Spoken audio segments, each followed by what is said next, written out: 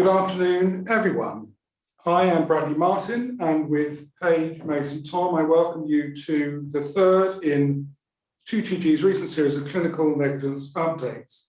If you missed the first two, you can catch up with them on the Two Temple Gardens YouTube channel, where, barring some catastrophic mishap by yours truly, you will also find this one in due course. Our subject is scope of duty considered in light of the Supreme Court's recent decision in Meadows, or Meadows and Khan as I like to call it. Ordinarily, we would take questions at the end, but because both the format and the likely time constraints, we're unlikely to manage that today. Scope of duty is not the most intuitive topic for clinical negligence practitioners, and Paige and I have quite a lot we want to say on the subject.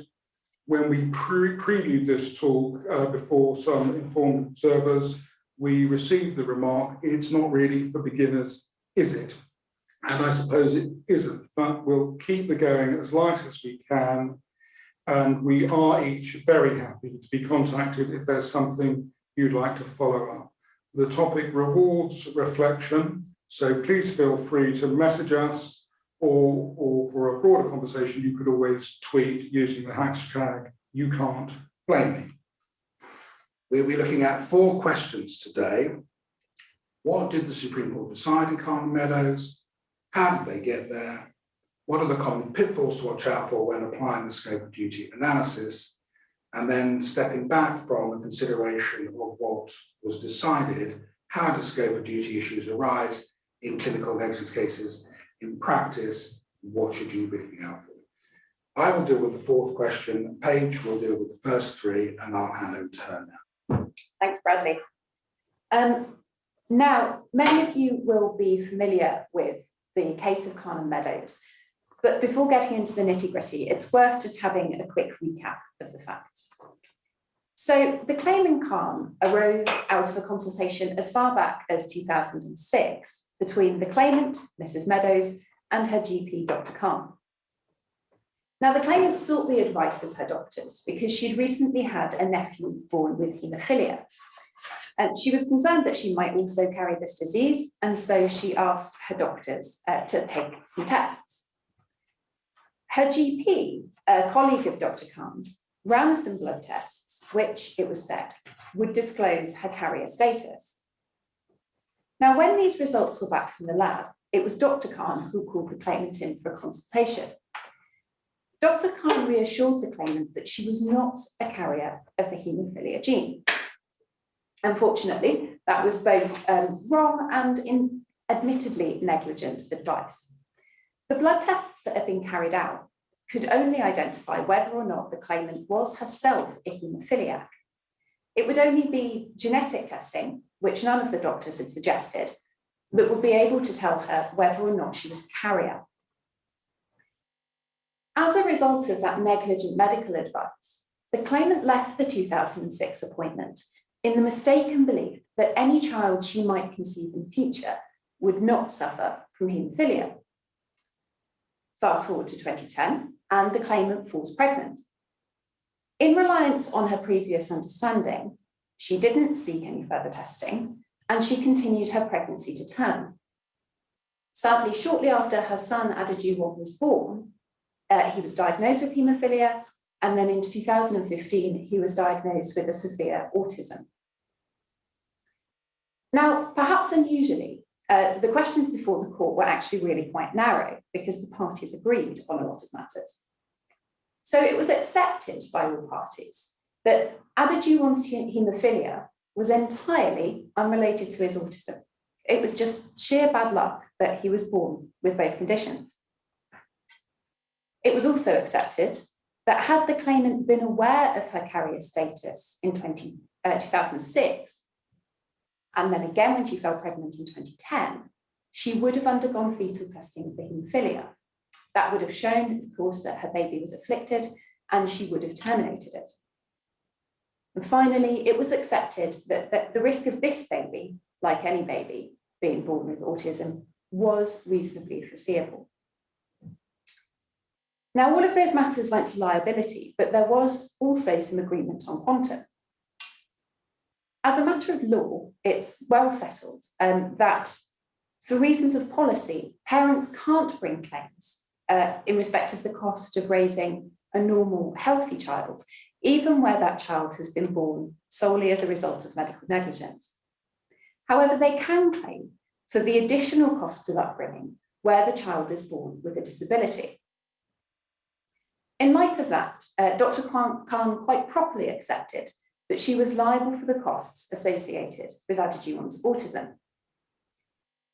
However, she disputed that she was liable for the much, much larger costs associated with his autism, on the grounds that this loss was outside the scope of her duty of care, which had related only to haemophilia.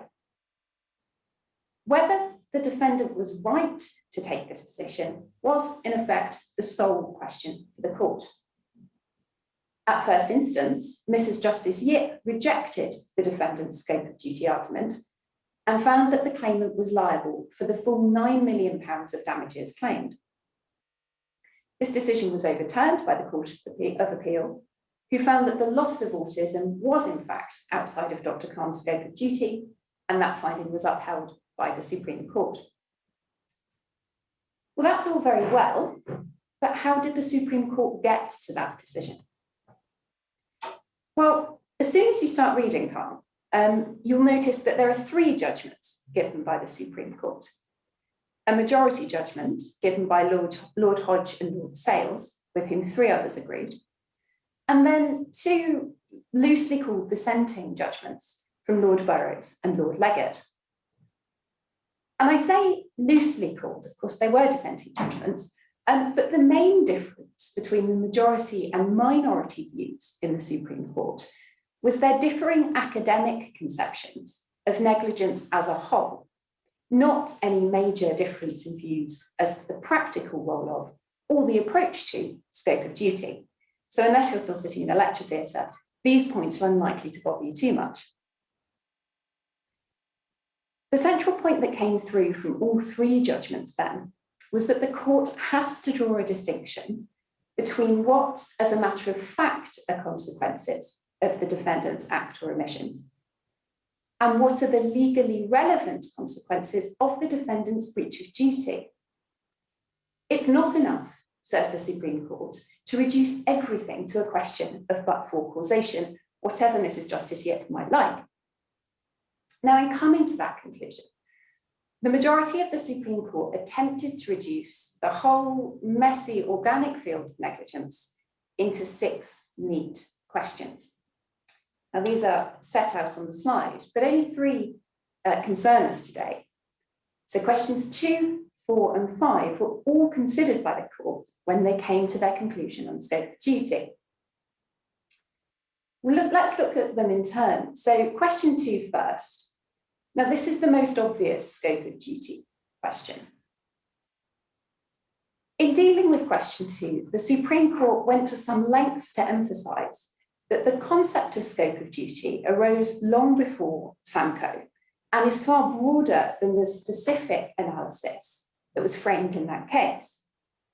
But it's clear the Supreme Court was influenced by Samco quite heavily, in that they emphasise that where information or advice is being given by a professional, we delineate the boundary of their duty of care by asking what the purpose of that information or advice is. Was it, in other words, to provide one specific nugget of information to the claimant that they can then take into account alongside anything else they choose in making a decision? Or is this a scenario where the clinician is being asked to advise generally, so they are guiding and therefore taking some responsibility for the decision as a whole? On the facts of Khan, the court found that the scope of Dr. Khan's duty extended only to giving accurate information as to whether or not the claimant was a carrier of haemophilia. Mrs. Meadows had sought the advice of her doctors on this specific risk, not on the risks of pregnancy or birth generally. That meant that all other elements of the decision on whether to fall pregnant in the first place and whether to continue her pregnancy to term remained with her. So that was question 2. But after ascertaining the scope of the defendant's duty, and of course that the duty was breached, the court then considered question 4. Is the loss for which the claimant seeks damages the consequence of the defendant's act or omission? Now, this is purely a question of factual or but-for causation, something that everybody listening is likely to be extremely familiar with. So it doesn't need to detain us, but it also didn't detain the court in Calm. In that case, it was common ground from the outset that had the claimant known about her carrier status, she would have undergone fetal testing, discovered that her baby would be a haemophiliac, and have ended the pregnancy. Therefore, it was clear that but for the negligence, Adejuwon would never have been born, either with or without autism. Now, before moving on to question 5, let's pause here for a second, because it's important to note, I think, that the court stressed that these two questions, scope of duty and factual causation, will often lead to an answer on the boundaries of the defendant's liability quite on their own, without needing to go any further. And this was the case on the facts before them.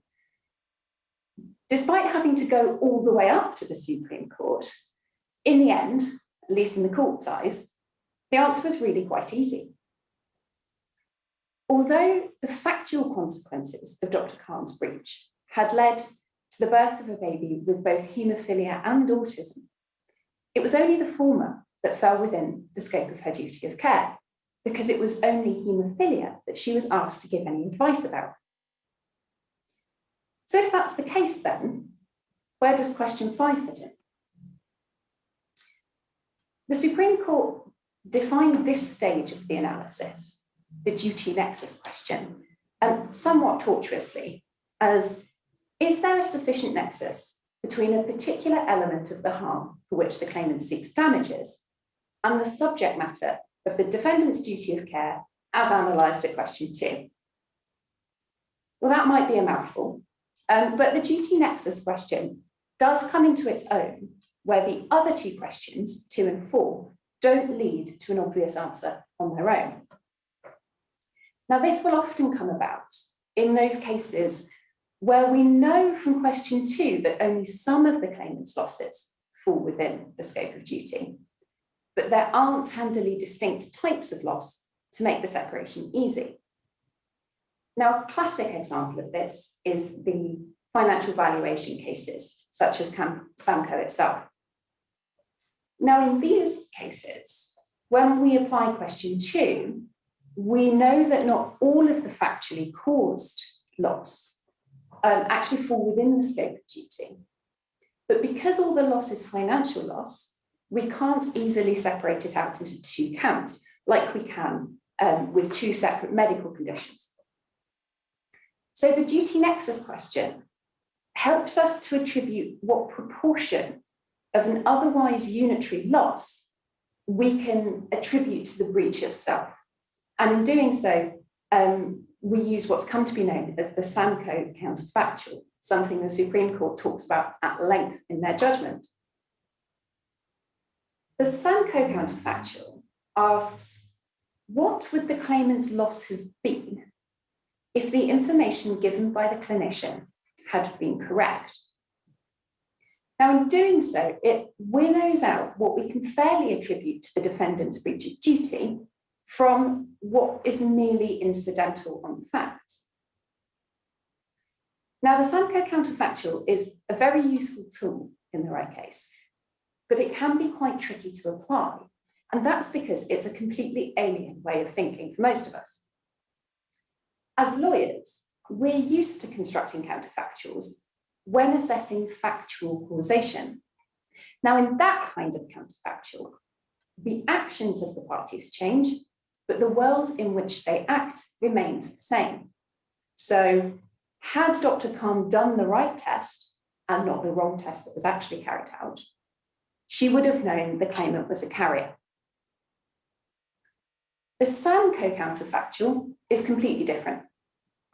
In constructing that type of counterfactual, we keep everyone's actions the same, but we change the world and the reality that they're working in.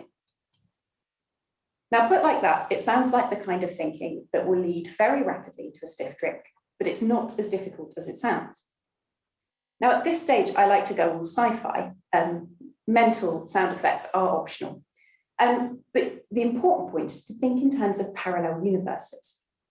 So take the calm scenario. To apply the Samco counterfactual, we need to rewind events and then play them again like a film strip.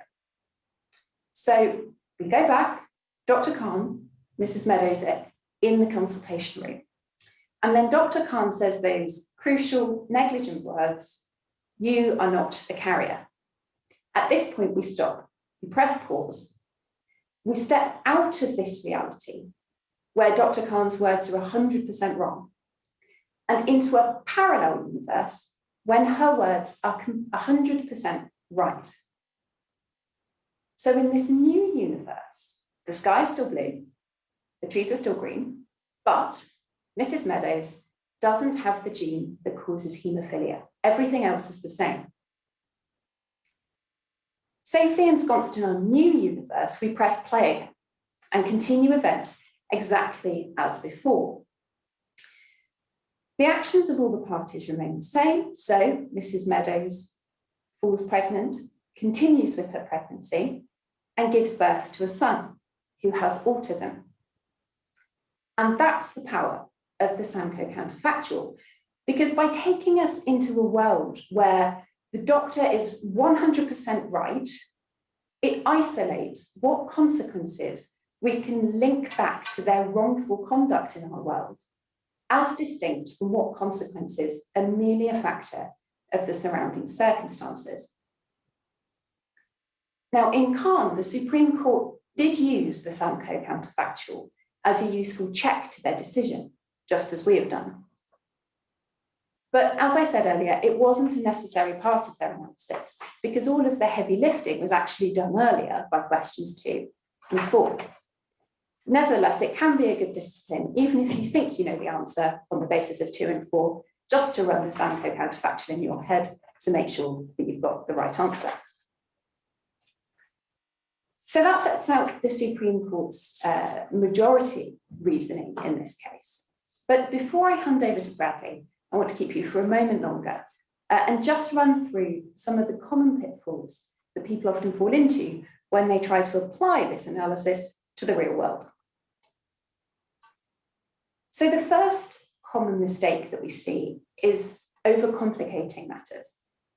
Now, arguably, this tendency, which we all have, is not helped by the Supreme Court setting out such a complicated analysis because it's very difficult, it's very easy to get lost in. But the important thing to remember is that although applying the scope of duty concept to facts, when it does come up, can be extremely difficult, and I'm not going to lie about that, the concept itself isn't tricky, whatever people might say. And the overriding goal in these cases is simply to identify the consequences of whatever it was that made the defendant's conduct wrongful. Now, if you keep that in mind as a rule of thumb, it will at least keep you pointing the right way up as you deal with everything else. The second common mistake, with quite a pleasing symmetry, is oversimplifying. Now, again, this is a very common trap to fall into, but it will inevitably lead to the kind of meaningless circularity that will either ruin your case or drive you mad, or both. To avoid this, beware any argument that runs something along the lines of, this breaches within the scope of the defendant's duty of care because the defendant's duty of care is wide enough in scope to cover it. Now, even the best fall into this trap, as I know Bradley remembers with heartache. For example, the Supreme Court in the case of Darnley answered the scope of duty question in that case only with the bold assertion that the defendant's duty clearly extends to a duty to take reasonable care not to provide misleading information on waiting times, and just left it at that. Now, if it isn't too bold of me to say, that isn't best practice. We do really need to grapple with the fundamental issues of scope of duty, and the Supreme Court structured analysis, long though it may be, given in Khan, can help us to do that. Third, remember that scope of duty isn't always an issue. Not everything fits into that box. Consider the classic misdiagnosis of cancer case. A patient presents to their GP with rectal bleeding, unexplained weight loss, abdominal bloating, and basically any other form of bowel cancer symptom that you can think of. But the GP completely misses it. Now, in a case like that, the scope of the doctor's duty inarguably encompasses injury arising from the very condition the claimant is presenting with not being identified. Similarly, the losses are clearly the factual consequence of that breach. But for the negligence, the cancer would have been diagnosed, treated, and cured. So in a case like this, there is a complete overlap between the scope of the duty and the losses which are actually factually incurred. There's no room there for a clever scope of duty argument, or even for the Samco counterfactual. If a case like that is going to be defended, we're going to need to find a fight elsewhere in the analysis. Fourth, and one for the defendant lawyers, even where scope of duty is relevant, it is not always a get out of jail free card for defendants. So one particularly important area where scope of duty is unlikely to get the defendant to avoid liability is in the true wrongful birth type of case, such as Parkinson. Now, these are the cases where the very purpose of the doctor's involvement is to prevent any and all pregnancies from arising, for example, where a sterilisation procedure is carried out. In these cases, wherever you get a disabled child being born as a result of the doctor's negligence, the mother will have a good claim, and Khan doesn't change that. And on this point, something else to be aware of is Lord Legate's dictum at paragraph 84 of Khan. Now there, he left open the possibility that a clinician might be consulted specifically about risk A and yet still be liable for losses stemming from risk B, where the clinician recognises or ought to recognise that risk B poses a material risk to the patient. Well, time will tell how far that dictum actually goes in practice, because it does have the potential really to take the wind out of the sails of the scope of duty doctrine. Now, my view is that it is entirely at odds, not only with the majority verdict in the Supreme Court, but also with most of Lord Legate's judgment on its own terms. So I will find it interesting to see how far that gets taken, but it's worth being aware of nevertheless. And then finally, before I hand over, in trying to get a grip on scope of duty, be wary of sliding into a discussion of Montgomery. Now, this is a potential argument we hear sometimes, and it goes something like this.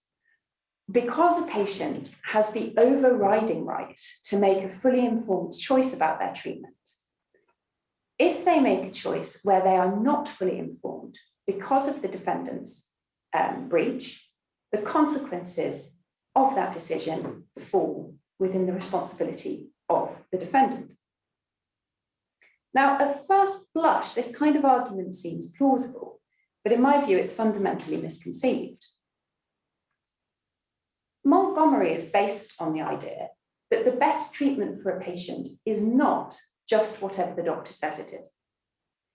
All patients have the right to decide what is best for them on whatever grounds matter. So that might be the advice of their doctors, but it would also include their personal priorities, their lifestyle, their religious beliefs, or what their mate said down the pub. It's entirely up to them what they base their decision on. The final decision has to be theirs and theirs alone, and their treating clinicians only provide part of the information that will feed into it. Looked at through this lens, then, I say that it's clear that CAN is completely consistent with the principle of the primacy of patient choice, as set out so eloquently at paragraph 81 of Montgomery. Where a doctor gives advice or information, they provide some data to the patient, and so take on some responsibility for that data being wrong. But the ultimate decision and the risks associated with it remain with the patient because they are the primary actor in their own care. So on that last warning note, I shall leave you and hand you over to the capable hands of Bradley, who'll be stepping back from the detail of CAN and from the detail of the scope of duty doctrine, and will guide you through how these issues are actually likely to manifest as they cross your desk. Thank you. Thank you, Paige. So, truth is stranger than fiction, said Mark Twain. You can make this stuff up, said I. I'm privileged to be able to address you on actual cases in which I am or have been involved as counsel, not necessarily for the defendant, I should add, in which I've confined the facts to the scope of duty issues that arose, and despite all the complexities, simplified things a bit. I've already given the health warning that this stuff is not easy to get all in one go and rewards reflection. What is more, these issues rarely occur in isolation in cases, which makes them harder to spot. In some instances, I've changed the facts in irrelevant respects, the way an interviewer protects an anonymous source to hide the identity of our ongoing cases. Now, I'm conscious that I might be guilty of the charge of reasoning from the particular to the general, but I hope this attempt to draw out themes from actual cases will be helpful. My aim is to reveal where scope of duty issues may be hiding and explain the consequences of resolving them one way or another. And in the slide, you can see I've got 7 examples, and I shall go straight into the first one, which is investigation of disease A would have revealed disease B. And the way I described in my slide, it's a bit opaque. The patient complains of multi-system symptoms. The doctor reaches a diagnosis after investigation of one system, fails to investigate the other systems, but as such investigation would have revealed a sinister but asymptomatic underlying disease. Let's pick some facts ground that in some reality. Say the claimant is complaining of widespread neuro-type symptoms, tingling, weakness, headaches, shortness of breath.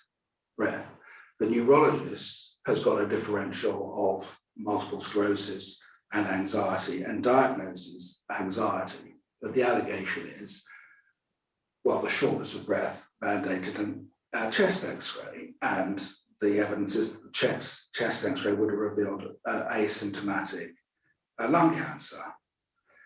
Now, because in this example, the underlying disease is silent and not the cause of the shortness of breath, if you fix the doctor with responsibility by extending the scope of the duty to what would have been revealed by the chest x-ray, it doesn't seem to matter whether or not the neurologist's not MS stroke anxiety diagnosis is right or wrong, or partially right or wrong. In other words, it doesn't matter whether the shortness of breath is due to anxiety or not, and that's an odd conclusion. Now, at face value, Meadows suggests, for that very reason, that the patient in our example is only under duty in respect of the risks of the condition that they actually present with. We might say, unless Lord Leggett's paragraph 84 notion applies. I've set that out in the slide, and that is, you read it, the doctor recognises or ought to recognise poses a material risk to the patient. That is the language of foreseeability. And so I can understand Paige's point that it seems to cut against the grain because it's back to the primacy of foreseeability. but it doesn't all go in the defendant's direction.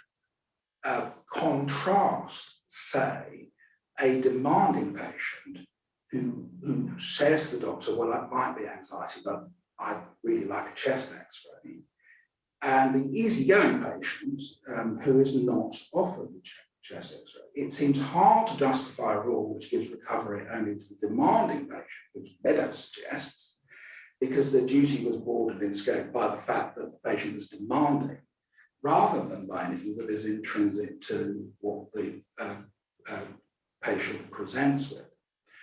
Although I think the warning sign for claimants is that the coherent solution may be that neither can recover for the incidental condition, rather than that they can both recover for it.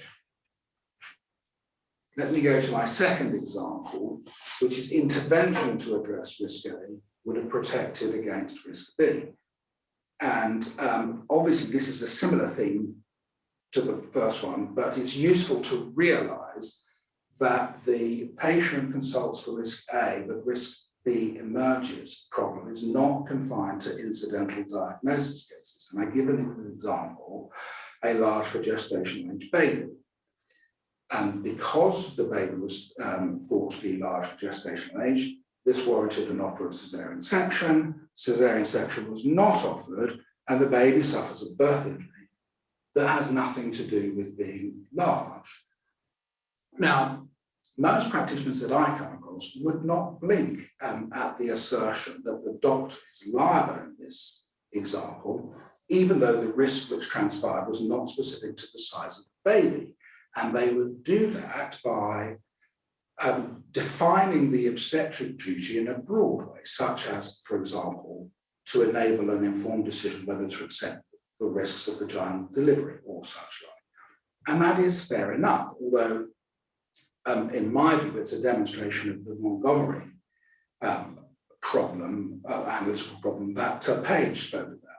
It runs against the vision of the mother as the self-determining, risk-taking individual responsible for her own choices.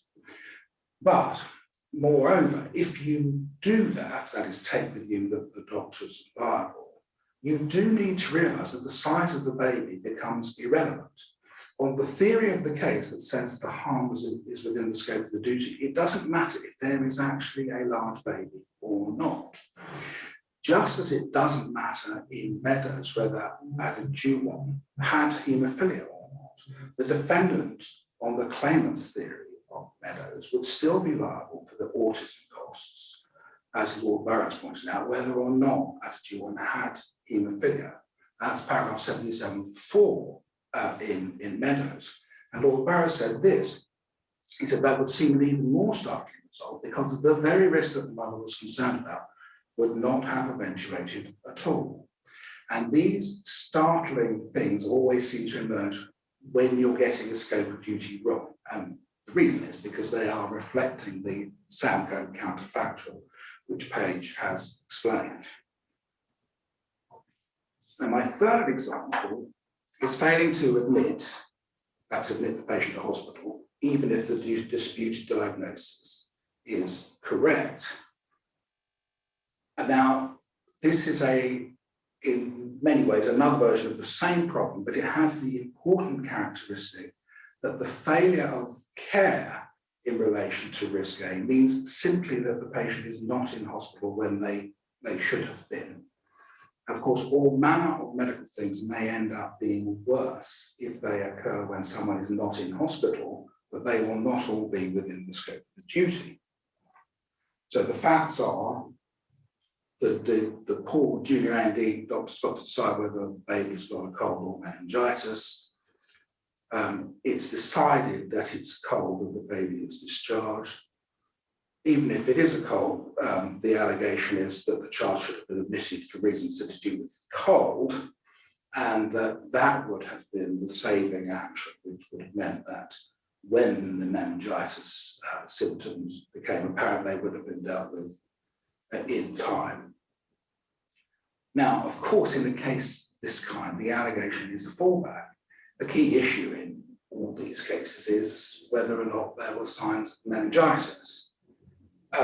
And it is in these fallback cases that the scope of duty is often to be found. Now, there is probably a way of recasting the first of these examples as all being exactly analogous negligence advice cases, but the attempt to do that, frankly, defeats me. But also, it's not my point to do that. What I want to do is to reinforce the fact that scope of duty issues arise when the doctor is careless in addressing risk A. That carelessness foreseeably leads to the occurrence of risk B, but the occurrence of risk B is coincidental to what the doctor did wrong. And I want to point out that this can occur, as my first three examples, coincidentally when the doctor messes up the diagnosis in respect of risk A, when he messes up the treatment for risk A, or it can arise when they simply discharge the patient so that they're not in hospital. At the bottom of my slide, I mentioned the case of Brown and Lewisham, which is a good example of the defendant not being liable for all the consequences of having been negligently discharged from hospital. And I won't go into the facts of it, but it is worth having a look at. What I want to draw attention to is Lord Justice Beldam's aphorism. It must be shown that the injury suffered by the patient was within the risk from which it was the doctor's duty to protect him. It's sort of a mic drop from Lord Justice Beldam back in 1999 to the Supreme Court, because that is Meadows and Kahn in one sentence hitting the nail on the head, and proof that none of this is new. So, the patient is not where they are supposed to be. This is the flip side of the last paradigm, the failure to admit. The circumstances are that to avoid the coincidental risk, the patient needs to not be where they are, as opposed to needing to be in hospital. And it is directly analogous to the mountaineer. That's Lord Hoffman's mountaineer in Sanka, who needs not to have been up the mountain to avoid avoided the harm. Now, this is Lord Hoffman's mountaineer brought to life, and the two examples happen to be in prisoner self-harm cases. I don't know if there's something in that or not. The first is that the prisoner should have been admitted to A&E for a CT scan and observation following a head injury, but instead deliberately bangs his head on his way back to prison in the prison van. And the second is the prisoner who should have been in a medical unit for treatment for an incidental condition, let's say, and instead attempts suicide while he is incarcerated.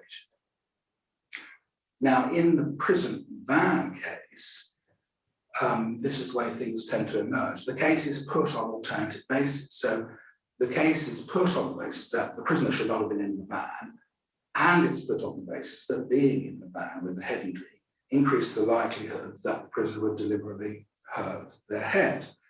Now, the latter way of putting the case, which is that the defendant increased the chance of the harm, is straightforward breach, increasing the risk of foreseeable harm, and poses no difficulty of analysis.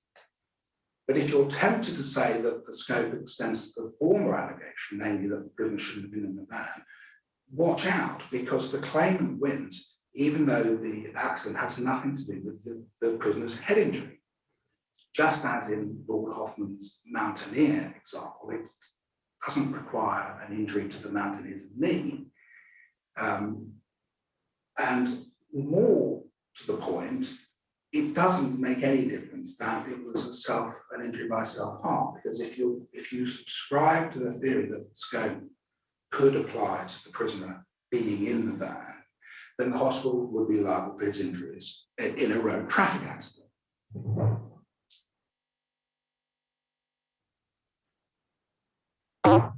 And Meadows tells us that ought not to be the case. My next example is imaging which is merely suspicious. These are the facts as I've edited them for today's purposes. A sonographer doing a fetal anomaly scan concludes that there's no fetal heart abnormality to be seen, that the sonographer retains images from the scan as their responsibility, and everybody agrees that on the retained images there's something suspicious that warranted referral to somebody further up the chain. The facts are that such referral would have led to a discussion with the parents about what conclusions should be drawn, and an offer of a further investigation, in this case amniocentesis, and a diagnosis of chromosomal abnormality in the fetus, in this case Down syndrome. The facts are that the child is born with Downs and with a heart defect, but a heart defect which could not have been seen on the scan.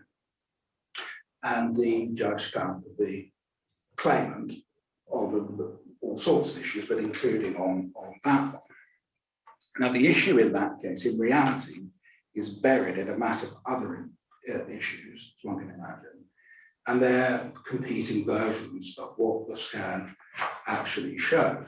If you find yourself in such a situation, the first thing always to ask is what, on balance, is to be seen on the scans. That's the case of Penny and East Kent, which I mentioned, which tells you that's what you should do. And if you do that, you normally should avoid these analytical problems. But for the life of me, I could not persuade my opponent, the judge, or the single Lord Justice on the permission to appeal application that the sonographer could not be liable for failing to give advice about anomalies which the child was not born with. It's the power of causation and foreseeability in our field. The child was born with Downs and a heart defect, and neither of those things would have happened if the mere suspicion on the scan had been acted upon. Now, you can see how in an imaging case, a scope of duty problem can more easily arise than otherwise, because not all imaging is diagnostic. So referral or asking the need to ask questions about inconclusive imaging may be a commonplace in medicine. But one does need to be careful. If you take the view that the harm is within the scope of the duty in this case, and you say it's just a breach of duty issue that the sonographer should refer, you have to accept that the truth of what's on the imaging is an irrelevance. And that is a very surprising conclusion to reach. So taken to its logical conclusion, you get truly bizarre results from that reasoning. So firstly, it doesn't matter if there's a heart defect at all. But more significantly, remember that if there's no scan, all you can know is the heart defect that the child was born with, which was not visible. So the sonographer can only be liable if a scan is done. Negligent failure to do a scan leads to no liability because no defect could have been seen on the hypothetical scan that the court would have to ask the outcome of had it been done. And it's a bizarre outcome that it's only negligently doing the scan and not completely failing to offer a scan in the first place that could lead to liability. Now, the quote at the bottom of this slide is from the Court of Appeal's refusal. It's part of it, so I don't want to overplay my hand, but the single Lord Justice said this: I appreciate the irony that the defect that actually arose was simply not one which could have been there or have been shown on the sonogram scan in January 2014, nor was that defect in any way directly causative of the Down syndrome. And I venture to say that that's not a view that sits with Meadows. And I venture to suggest that if anybody starts discussing how ironic your case is, there's a fair chance you might have a scope of duty issue. So let's move on to my next example, which is prophylaxis. I call this risk threshold for prophylaxis. And it emerges in a factual matrix like this. There's a differential diagnosis in A&E between transient ischemic attack, mini stroke, or migraine. The junior doctor correctly diagnoses migraine and discharges the patient. And even if it was migraine, all agree that the mini stroke should only have been excluded after further investigation. And guideline management in those cases would be to offer prophylaxis, in this case aspirin, against the risk of a secondary stroke until you had excluded the TIA. The patient then coincidentally suffers a primary stroke, which would have been avoided with aspirin prophylaxis. Now, prophylaxis gives rise to similar potential for scope of duty problems that imaging does, because it's treatment before the patient has the condition. So it's moot whether it matters the patient ever has the condition against which the prophylaxis is directed or not. In the facts as I presented in this case, the scope of duty question is very narrow. Does the law impose a duty to protect the patient against the risk of harm from primary disease or only secondary disease in this prophylaxis example? Well, of course you say it extends to primary prevention because of the power which you're seduced by, a breach, foreseeability, and causation. But if you say that, you have this problem, which is justifying how the doctor can be negligent for getting the diagnosis right as migraine and merely failing to provide management, which was irrelevant for the patient's actual condition, because aspirin isn't a treatment for migraine, not in this way anyway. So my view, narrow as it may seem, this is clearly not within the scope of duty, and Meadows helps to establish that.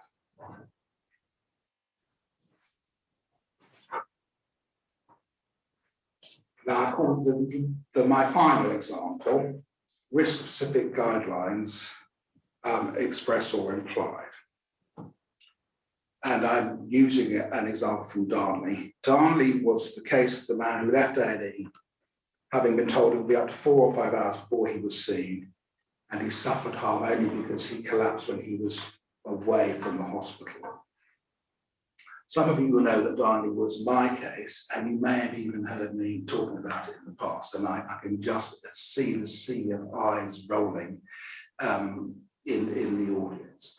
I'm not crying over spilled milk here. I want to draw your attention to the fact that there's a nice little scope of duty argument lurking in the decision in Darnley at first instance, and I'm drawing it to your attention because there aren't many examples. We've got Meadows, we've got the Mountaineer's Knee, and we've got Brown and Thompson, which I've shown you in my slides, which are all pre the most recent Supreme Court decision. So they are helpful and right, but they're not current. And no scope of duty clinical evidence cases were cited in Meadows that I can detect. So the scope issue is that the claimant's primary argument in Darnley first instance was that everything flowed from the failure to provide triage for a head injury within 15 minutes, which was a nice guideline. Now it's obiter because the judge held that the NICE guideline did not apply strictly, and that in itself is of practical interest.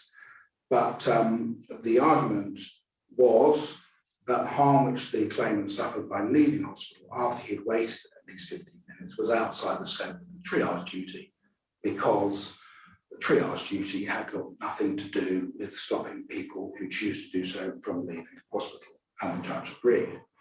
Now, the claimant won in the Supreme Court, as you know, on an alternative ground, namely that he foreseeably left hospital after being misled as to the availability of medical assistance. And I can't, before leaving, resist a brief comparison between the Supreme Court's approach in Darnley and Meadows, and just to make the gentlest suggestion that they may not be entirely consistent with each other. So Darnley was argued on the defendant's side, at least in part, as a scope of duty case. The argument was that the scope of duty did not extend to harm which a person only suffers because they chose to leave an NE, having been told to wait. And applying the Samco counterfactual in the way that Paige has properly explained it, exposes a problem. If the advice about the waiting time had been correct, the claimant would have left and suffered the same injury. This reflects the fact that the claimant was told to wait and did not follow that advice. And I assert that if you take the Meadows approach, you demand an inquiry as to whether the law should impose a duty to guard against the risk of harm instead of taking it for granted. Now, I'm not aware of any case based on an allegation of negligent advice where the claimant succeeds even though they did not follow the advice. Now, in Samco, a distinction is drawn between information and advice, and subsequently the cases have shown that there's more of a continuum between the two than a division. But be that as it may, Darnley seems to be a case where the information was incorrect, namely that it didn't include something important about being seen sooner, but the advice was correct, namely wait. And I venture that you may get a different result if you analyse it in that light. Well, thank you for coming on this journey with us. None of this is new. Michael De Navarro of these chambers, who most of you will know, was in Samco, and with his encouragement, I have been citing the Mountaineer's Knee and Lord Justice Belden's aphorism in Brown and Lewisham for many years. There is no doubt that these concepts make judges uncomfortable. You look at, this is Justice Yip's judgment in Meadows, and you can imagine the fun I had banging my head against the wall in the suspicious imaging case. But in all the examples I've given, there's clearly a disconnect between the risk the patient presents to the doctor and the risk which eventuates. And what I've sought to do is demonstrate the different ways that can emerge in the clinical negligence field and try and identify what it is about those cases from which more general overview can be given. My guess is that judicial engagement with these issues will be much easier now in light of Carter Meadows, and that these arguments will have a new lease of life. So that gives me my final thoughts. Be vigilant. Scope of duty issues do come up, but don't be beguiled. It won't be very often. To help you, Paige and I have sought to identify the pitfalls and the themes and examples for the sort of situations where an issue will arise based on actual cases, but remember, they're examples. The key to understanding is, apart from foreseeability and factual causation, there also has to be a nexus between what it was that the defendant did wrong, that is, what was wrongful about the defendant's conduct, and the particular injury, loss, and damage that the claimant has suffered. And please remember, whatever happens in your case, you can't blame me. Thank you.